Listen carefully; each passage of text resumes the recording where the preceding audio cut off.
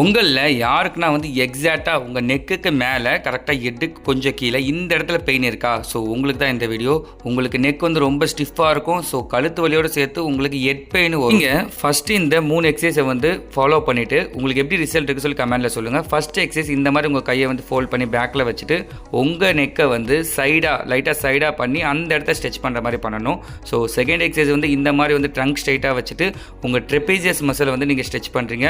இதில் உங்கள் டைஸை வந்து கீழே ப்ரெஷர் கொடுத்து உங்கள் ஹேண்டை மேலே பண்ணுறப்போ உங்கள் நெக் கிட்ட இருக்க மசில்ஸ் வந்து ஸ்ட்ரெச் ஆகும்.